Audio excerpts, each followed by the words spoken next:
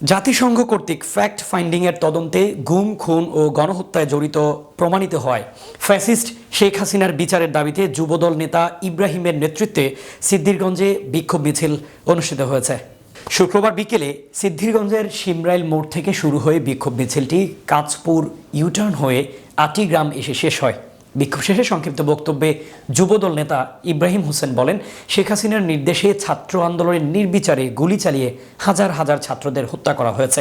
সেই হত্যার ঘটনা জাতিসংঘ কর্তৃক ফ্যাক্ট ফাইন্ডিংয়ের তদন্তে গুম, খুন ও গণহত্যায় জড়িত প্রমাণিত হওয়ায় ফ্যাসিস্ট শেখ হাসিনার বিচারের দাবিতে যুবদলের নেতাকর্মীরা রাজপথে বিক্ষোভ করেছে।